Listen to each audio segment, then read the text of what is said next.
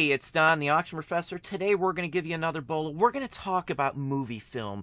We'll center in on 16 millimeter, but any type of movie film will sell. 16 millimeter will be the best you will want to find. Chances are you're not going to see any 35 millimeter or 70 millimeter Dolby or anything like that. But these type of canisters loaded with film are usually what I look for. Home movies are really great, as are motion pictures in 16 millimeter format. Let's hop over the screen right now and let's show you some of what we're talking about. So here we are with movie film. I'm going to talk about 16 millimeter film. It does sell the best on home released versions of film. 8 millimeter is also available in most any of these, but it's just not as desirable as 16 millimeter. The quality on 16 millimeter is so much better than 8 millimeter just because the size of the film is about twice what a normal one would be. Now this is a scope version of Apocalypse Now. Original, it's got the original Firebomb credits at the end. That was changed later on. This one went for $2,800, just a hair over. Film in general has been collected for years. When people wanted a new one, they could send the other one back for credit and then get new ones. So there's warehouses of this stuff out there in some places. There are still services that rent these out or will sell them. If you want to know places to score this at, you have to think outside the box and think about places that these type of films would have been watched in the general population. So I'll give you that hint there. If you really want to know, you're going to have to dig into it, but I do find film all the time. We have hundreds of reels up as well as hundreds more that we haven't touched yet or gone through. Now we have a 10-foot screen and we do watch these. I have several projectors that we will play them on, and I actually take clips just as you see here to show the quality of the film. Older film can turn red and other issues as well. Situations such as the vinegar syndrome, which is the decomposition of the film itself, where it will turn red and start to smell like vinegar. Those are things you don't want. So knowing what to look for is half the battle as well. So again, really nice example here. 12 bids. Another good one here. This is a home movie from Japan, 1945, just after the war. Probably a GI who was over there. Really interesting, really unique one here. This one sold for $1,675. Some of our personal best footage has been color films from 1940s and 50s of like city scenes and things like that. We sold a New York one a few years back for almost $1,000 just for a small 400-foot roll of 16 millimeter film. Now 8 millimeter film can sell high too, but not in these price range. Here's a copy of Gentlemen Prefer Blondes with Marilyn Monroe, Jane Russell. Again, they played it so you can see the quality. A lot of these could have damage or other issues. I play every one to make sure. Now you can see a line through this here as well. That is something that scratched the film itself. You can't fix that.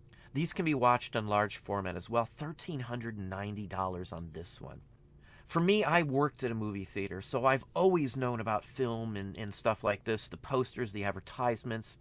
When I was 17, I worked at a movie theater, so I got to help thread and see the films. I even have scraps of film in 35 millimeter as well as 70 millimeter Dolby from helping out at one of the big showcase cinemas around here in my local area when I was a teenager. But here's Psycho.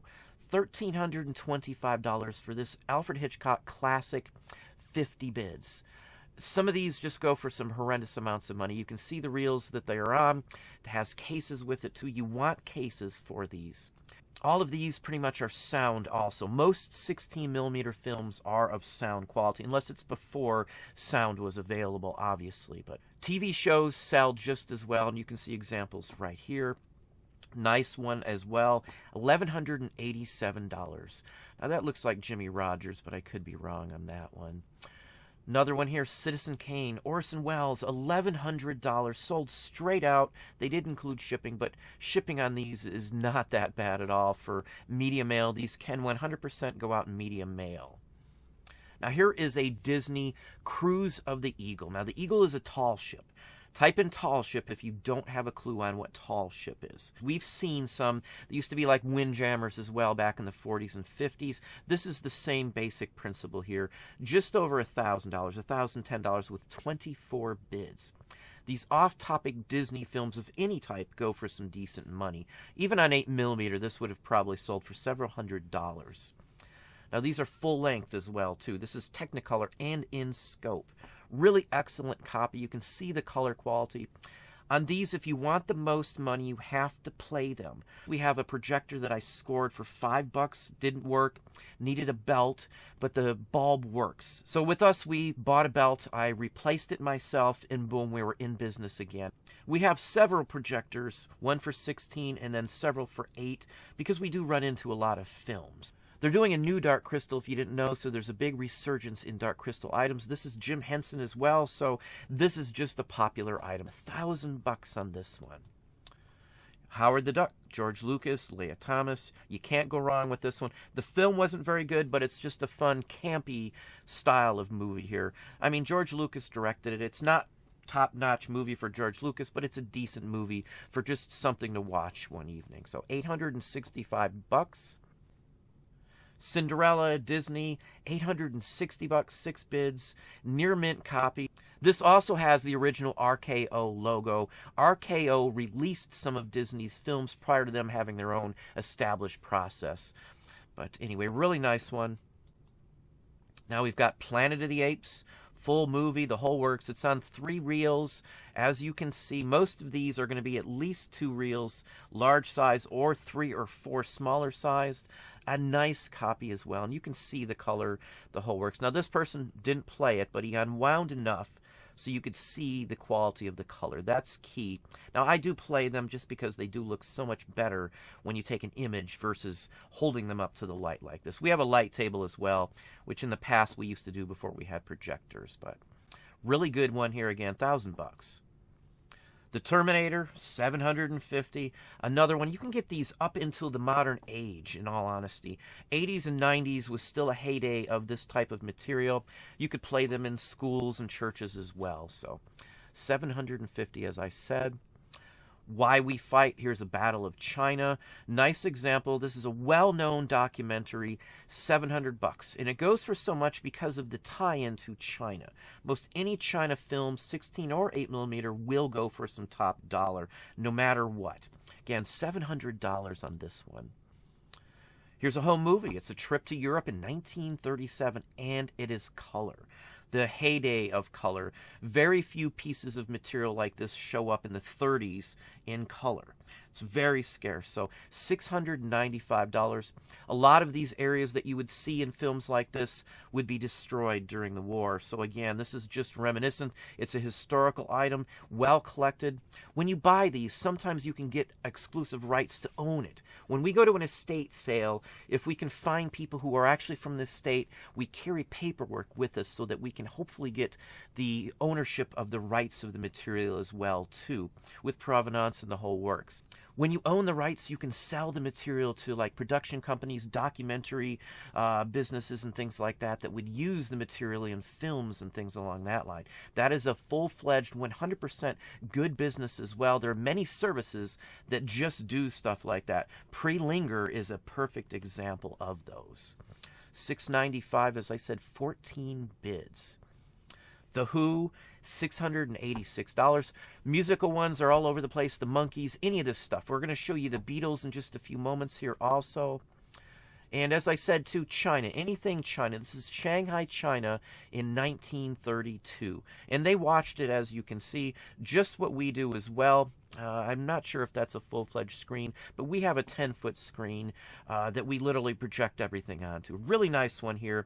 $613 with 4 bids.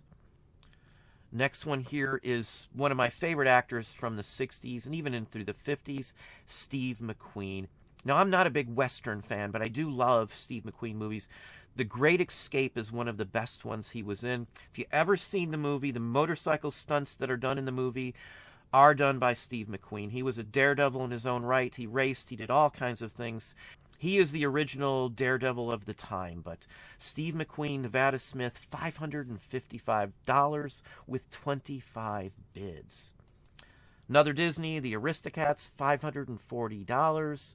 This one is fairly scarce. Now, they're just showing a image as a poster. That's not what's included. The film is this right here. I don't see any cans or canisters.